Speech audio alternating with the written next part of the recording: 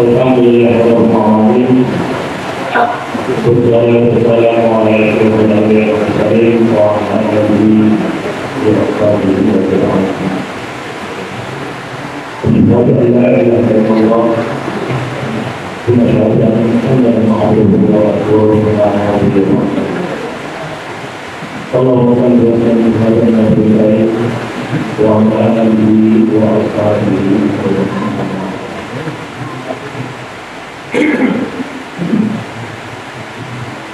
Kita mengatakan bapak-bapak dan ibu-ibu sudah hadir di bahagia.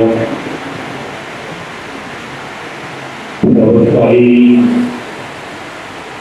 kita bersyukur dan bertakabur kepada Allah.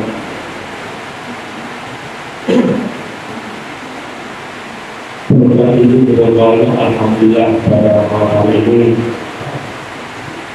kita hadir menunjukkan Allah dalam rangka memberikan dia kepada kita akan kepada Allah kiranya langkah yang kita ayunkan dia dengan sekalian kemudian salam kita minta Nabi kita Nabi Muhammad sallallahu alaihi wasallam. Allahumma shalli ala sayyidina Muhammad wa ala ali sayyidina Muhammad. Bapak Ibu hadirin yang berbahagia, tidak henti-hentinya kita beribadah kepada Allah. Tak lain dan bukan berkat hidayah yang diberikan kepada kita. Begitu pada malam hari ini awal Ramadan, awal kita akan melaksanakan ibadah diawali dari bulan sampai hari ini. Namun sudah menurunkan juga untuk tetap melaksanakan salat tarawih bersama. Itu saya melihat mari kita berkasi yang kita beribadah kepada Allah betul-betul untuk mengharapkan ridha Allah Subhanahu wa taala. Dengan harapan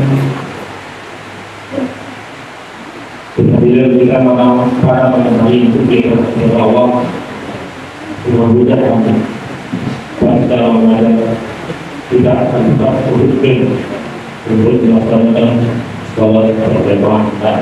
Amin amin ya rabbal alamin. Bapak Ibu hadirin yang berbahagia, pada malam ini saya ingin bicara tentang qiyamul lail. Karena sering kita dengar setiap Ramadan ada sebenarnya qiyamul lail dan ada yang menggunakan qiyamul Ramadan. Adapun qiyamul lail ini dua kata, yang pertama qiyam, yang kedua lail, artinya mendirikan malam-malam Ramadan. Dan ada yang dinamakan salat malam. Dan salat malam ini dasarnya adalah ayat Al-Quran Al-Insan ayat 26. A'udzubillahi minasyaitonir rajim. Bismillahirrahmanirrahim. Wa minal laili fasjudlah wasabbih lailan tawila. Pada malam hari, pertengahan malam atau sepertiga malam, tasbihlah, maka sujudlah kamu kepada Allah. Wasabbih lailan tawilan, dan bertasbihlah kamu kepada Allah dengan yang banyak, dengan yang panjang. Lailan tawilan, tawilan itu artinya panjang atau banyak, ada banyak bertasbih kepada Allah Subhanahu wa taala. Kemudian yang sholat malam ini kapan saja, kapan malam itu. Setelah selesai sholat isya sampai subuh itu dinamakan malam. Andai ada bapak-bapak berdiri sholat pada malam setelah isya itu juga dinamakan qiyamul lail, sholat malam. Apa bedanya dengan sholat tahajud? Kalau sholat tahajud diawali dengan tidur terlebih dahulu. Jadi qiyamul lail itu tidak hanya saja di luar Ramadan, tapi juga ada di luar Ramadan. Ya, yang qiyamul lail itu dari sholat isya. Setelah sholat isya sampai subuh, yang qiyamul lail itu baik dalam Ramadan, dalam Ramadan maupun di bulan Ramadan. Apa dasarnya? Hadis Rasulullah SAW yang diriwayatkan oleh Aisyah. Maka Rasulullah SAW yazidu fi Ramadan wa fi ghairihi ala 11 rak'atan yusalli arba'an fala tas'al an musliminna wa tulihinna thumma yusalli arba'an fala tas'al an musliminna wa tulihinna thumma yusalli salatan. Kata Aisyah, Rasulullah itu tidak pernah menambah baik di dalam Ramadan maupun di luar Ramadan. Rasulullah sholat 4 rakaat salam, kemudian tambah 4 rakaat salam, dan kemudian 3 rakaat salam. Fala tas'al an husnihin wa tuhurihin. Inilah yang jarang bikin gugatan dari orang. Yang sering dipermasalahan adalah apakah sholat 4 salam, 2 salam. Itu yang dipermasalahan. Tetapi ya, fala tas'al an husnihinna wa tuhurihinna katanya bahas. Apa itu? Jangan anda tanya bagaimana baiknya sholat Rasul itu, dan jangan anda tanya waktunya dan lamanya durasi sholat yang dilaksanakan dalam Rasulullah, apakah di bulan Ramadan maupun di dalam Ramadan. Yang saya ini masalah sama ini aja. Ikut dulu, ikut apa? Kamu kalau ada dulu, kamu salah di situ loh. Kamu kalau ada apa? Kamu salah di situ. Ikut itu masalah. Padahal itu masih sebaik. Bahkan Rasulullah pernah sholat 3 rakaat. Itu di rumah istri beliau yang Maimunah. Jangan tadi di rumah istri beliau yang Aisyah. Jadi saya bukan ingin membahas pada ibu masalah sunnah olahraga ganda. Karena Rasulullah itu benar-benar banyak macam ragam sholatnya. Kenapa ini terjadi? Karena Rasulullah ini ingin berdoa kepada Allah. Kapan saja dia waktu lapar. Selagi dia bekerja dia tidak sholat. Tapi kapan dia lapar dia harus sholat. Ada kalanya 11, ada kalanya 13, bahkan ada yang 15. Tapi yang tidak dibiasakan Rasulullah. Jadi yang jarang itu bukan ada pada walatus falatus an husnihna waqulihna. Jangan bertanya bagaimana bagusnya sholat Rasulullah itu dan bagaimana panjangnya dan lamanya Rasulullah itu sholat. Ini yang sholatnya 4 rakaat salam, rakaat salam.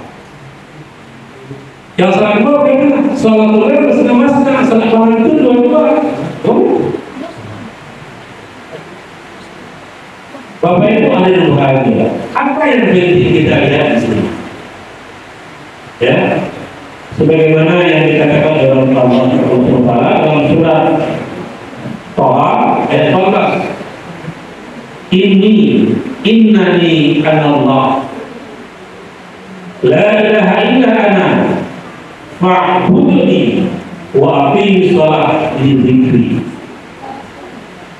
Allah katakan, sesungguhnya aku ini adalah Allah Jelas-jelas Allah menyebutkan namanya dalam Al-Quran. La ilaha illa ana, tidak ada Tuhan selain aku, kata Allah. Oleh karena itu, fa'budni, sembahlah. Bagaimana caranya? Aqim shalah li dzikri. Aqim shalah li dzikri. Ini mungkin yang perlu kita pertajam sedikit. Salah satu tujuan salat itu adalah untuk didzikri, untuk mengingat Allah. Pertanyaan yang perlu kita jawab adalah, kalau Allah secara hukum memulai salat, apakah salatnya 11, apakah salatnya 23, apakah salatnya di bulan Ramadan, apakah di dalam Ramadan? Saya kira awal salat pertanyaan yang berjawab. Berapa persenkah hati kita hadir ketika salat dengan Allah SWT? Ini mungkin dulu yang kita jawab dalam diri kita masing-masing. Jadi Allah tidak akan melihat apakah salatnya 11, apakah salatnya 23, tidak. Yang dilihat oleh Allah sejauh mana niatnya untuk bertakarun kepada Allah SWT. Kadang-kadang Allah habis waktu memberi bijakan masalah kiat. Saya terjadi perselisihan segala macamnya, tidak dunia dan segala macam. Jadi Bapak Ibu hari ini berbahagia. Pesan saya kepada kita bersama, silakan masalah penyakit perbedaan, ada masalah. Yang penting jangan kita saling salah menyalahkan dan kita menjadi orang yang salah. Yang jelas Rasulullah itu banyak orang sholat. Kalau kita lihat tulihinna tadi, pernah sahabat sholat di belakang Rasulullah, dikiranya di akhir surah Al-Baqarah Rasulullah itu akan berruku, enggak, sambung surah An-Nisa. Dikira oleh sahabat sudah surah An-Nisa Rasulullah akan berruku, enggak, sambung surah Al-Imran dan An-Nisa. Barang panjang itu yang sangkaan Rasulullah SAW. Begitu tidak dia dengan Allah, begitu takarub dengan Allah SWT. Jadi Bapak Ibu ada bahagia. Coba kita tanya diri kita masing-masing. Berapa persenkah hati kita hadir ketika kita salat menghadap Allah SWT? Jadi di bab 10 terakhir ini barangkali perlu kita mengevaluasi diri kita masing-masing Bapak Ibu.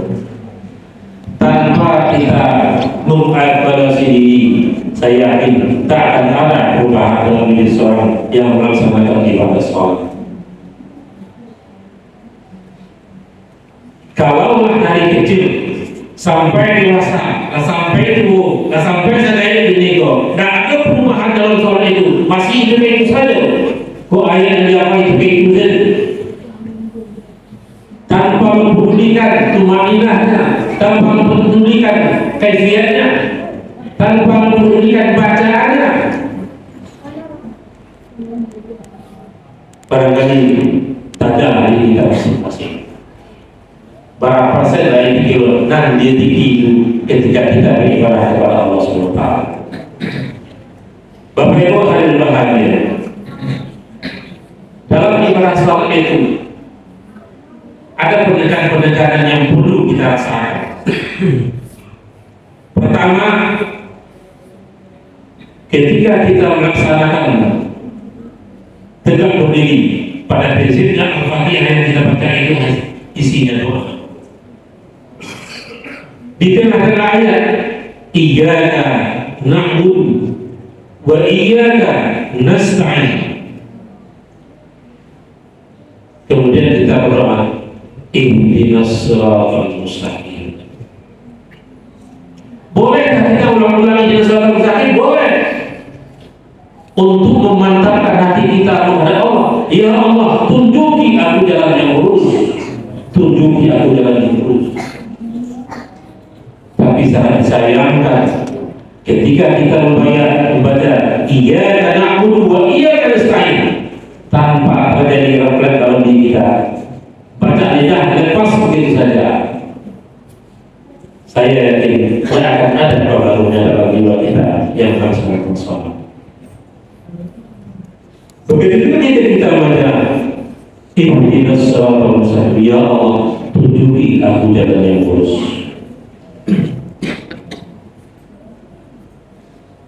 Oleh karena itu, untuk merasakan lidik kita perlu adanya pemahaman terhadap bacaan yang kita baca. Kalau kita lihat kita Jibril, andaikan Bapak dan Ibu baca iyyaka na'budu wa iyyaka nasta'in, apa artinya? Matahari aku sembah dan kepada matahari aku minta tolong. Artinya tanpa membaca iyyaka, dikit beda tasbih tadi iyyaka. Bila memang dibaca iyyaka tanpa tasbih artinya matahari. Iyyaka baru hanya kepada engkau. Tapi ketika kita baca iyyaka na'budu wa iyyaka nasta'in, matahari yang bersembah dan kepada matahari yang minta tolong. Itu perlunya kita memahami bacaan salat tadi. Kemudian Bapak Ibu hadirin bahagia, selama ini kita yang kita baca adalah Subhanallahil azim wa bihamdihi. Dan juga baca lain Subhanallahumma rabbana wa bihamdihi Allahumma ighfirli. Coba kalau kita baca selama sebanyak 3 kali itu lama. Tapi kenapa masih banyak juga di antara kita yang salahnya hanya tanpa membaca penekanan dalam jiwa. Bahkan ada yang panjang lagi Bapak Ibu, Allahumma laka raka'tu wa bika amantu wa laka aslamtu wa khasha'a laka sam'i wa basari wa mukhi wa ukhbi wa atusi. Artinya apa? Ya Allah, aku ruku kepadamu ya Allah, dan aku serahkan jiwa kepadamu, dan aku tunduk kepadamu, pendengaranmu, penglihatan aku tundukkan kepadamu. Boleh saat kita membaca ruku tadi. Bahkan dalam hadis lain dikatakan oleh Allah dalam Allah, fa'amma ruku' fa'azzamu fi rabbi. Ketika kamu ruku, fa'azzamu, agungkan Allah itu. Kalau lain tak asal ketika ruku itu mengagungkan Allah, baru tak suara salat.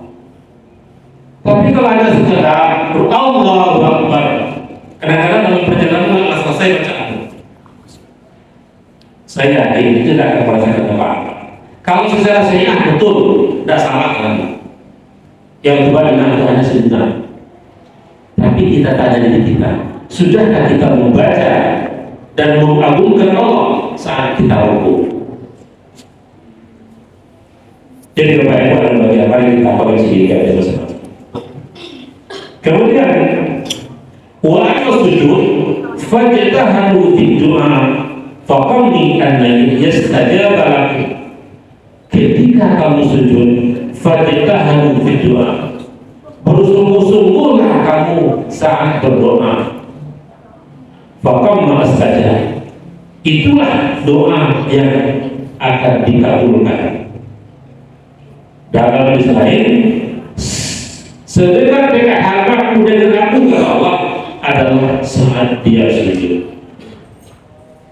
Makanya fa'asil doa, perbanyaklah doa saat ketika kita sujud itu.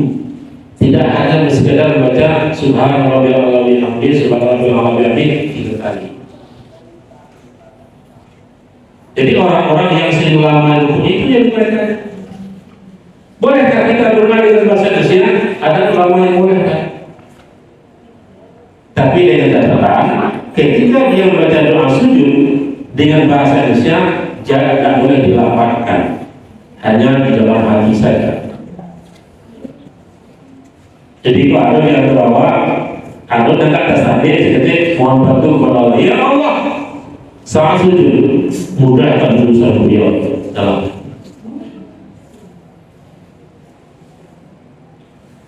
untuk apa saya? Untuk merasakan bahwa kita betul-betul salat kepada Allah SWT. Akhir salat didikan salat untuk mengingatku.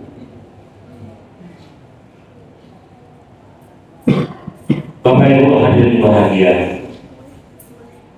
mari kita usahakan untuk mentadabur diri, ya, untuk mentadabur diri. Bagaimana salat saya selama ini? Apakah saya sudah betul-betul hadir hati saya ketika beribadah kepada Allah? Minimal Bapak Ibu hadirin bahagia, selama bulan Ramadan kita tunduk kepada Allah, kita salat berjamaah. Biasanya hati-hatinya yang sudah tersentuh dalam ibadah berjamaah di bulan Ramadan, dia akan melaksanakan tetap berjamaah. Artinya orang-orang yang sudah tersentuh hatinya untuk beribadah kepada Allah, dia akan evaluasi dirinya masing-masing. Bagaimana salat saya selama ini? Nah, setelah dia mengevaluasi, andaikan ada kekeliruan dalam ibadah salat, andaikan ada kesalahan dalam salat, dia akan menyesali. Ya Allah, aku telah lalai, ya Allah, ampunilah aku. Terimalah aku, terima sepatunya. Mungkin jarang kita yang berdoa mohon kepada Allah untuk supaya Allah menerima dan meledai salat kita. Mungkin cara yang kita berkata, ya Allah, terima salatku. Ya Allah, redailah salatku. Itu. Jadi bagi orang-orang yang sudah merasakan manfaat salat dalam kehidupannya, saya yakin akan ada penyesalan dalam dirinya ketika ada kelalaian dalam jiwanya untuk tidak melaksanakan atau tidak tepat kesalahan tadi. Ada sebuah penyesalan dalam dirinya ketika itu dia mohon ampun kepada Allah. Ya Allah, ampuni aku, ya Allah, ampuni kelalaian aku. Karena perubahan berikutnya. Kemudian setelah itu Bapak Ibu dan bahagia, bagi orang-orang yang sudah merasakan salat tadi, dia akan mencari momen-momen yang diistimewakan oleh Allah SWT. Apa itu? Di antaranya, dia akan memperbanyak salat sunnah. Dia tahu bahwa salat sunnah itu adalah, atau salat rawatib itu adalah untuk menambah kekurangan salat wajib. Jadi salah satu tujuan dari salat sunnah rawatib itu adalah untuk menyempurnakan kekurangan yang ada dalam salat wajib. Nah, bagi orang yang sudah merasakan manfaat salat, yang sudah terasa dalam jiwanya, dia akan berusaha untuk memanfaatkan salat sunnah rawatib minimal yang 12 rakaat itu. Kemudian dia akan berusaha untuk salat berjamaah. Andaikan ketinggalan berjamaah, ada semacam penyesalan dalam jiwanya. Karena itu adalah momen-momen yang diistimewakan oleh Allah SWT yang dilibatkan dapat menggandakan pahala. Apalagi yang diistimewakan Allah, salat sunnah duha. Apalagi salat sunnah subuh. Orang yang biasa sudah subuh duduk bersama-sama ngotak. Apa salahnya 1 jam sudah subuh, laksanakan salat sunnah. Menjelang saja 1 jam menjelang itu, membaca Al-Quran, zikir dan segala macamnya. Maka kadang-kadang kan tidak. Lagi di bulan Ramadan, yang benar-benar satu asbab subuh, satu asbab subuh dulu. Apa salahnya sesudah salat subuh itu duduk sejenak 1 jam kemudian laksanakan salat pengawal duha dan salat subuh. Jadi orang yang sudah tepat di dalam jiwanya bahwa manfaat itu salat itu dia rasakan, dia akan mencari momen-momen yang seperti itu. Apalagi salat tahajud di tengah malam. yang berusaha untuk mengejar salat tahajud dan malam. Itulah momen yang diistimewakan oleh Allah dalam beribadah kepada, apalagi di bulan Ramadan. Jadi kita mengejar yang salah satu tadi bukan hanya di Ramadan saja. Di Ramadan juga kita laksanakan yang demikian. Jadi Bapak Ibu ada bahagia, mudah-mudahan yang sedikit ini mungkin barangkali bisa untuk mengatur diri kita masing-masing untuk meningkatkan kualitas ibadah kita. Jadi kita tidak memandang apakah dia dua-dua, apakah dia apa. Itu akan dipandang oleh Allah. Yang akan dipandang oleh Allah itu sejauh mana hatinya tunduk dan rukuk kepada Allah SWT. Tapi setelah diri, inilah perlu kita tanamkan ke dalam diri kita yang melaksanakan sholat. Mudah-mudahan ibadah sholat yang kita kerjakan itu mendapatkan hidayah dari Allah SWT dan membukakan hati kita. Kita doakan kepada mungkin malam ini merupakan kesempatan hidayah dari Allah. Semoga hati kita terbuka untuk beribadah kepadanya. Kalau orang tua apa yang kita ada? Aku terserah kepada Ibu. Aku yang minta kepada ya Allah, berilah aku kekuatan untuk bisa sholat, untuk bisa beribadah. Nah, kita fakir ya, kalau kita laki cukup Allahumma firli warhamni wajibuni warfa'ni warzuqni wahdini wa'afini wa'afu anni cukup. Tetapi apa yang diminta rasa doa cukup. Memang rasa tidak cukup oleh orang, tapi Allah akan cukup dalam dia.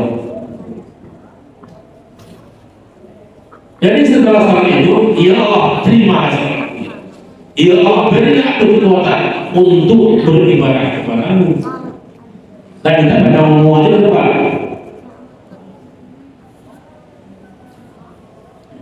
Ya, mudah-mudahan ini bisa membukakan hati kita untuk tetap bertakwa kepada Allah SWT, terutama untuk saya secara pribadi yang menyampaikan. Bermaaf terlebih dahulu. Assalamualaikum warahmatullahi wabarakatuh.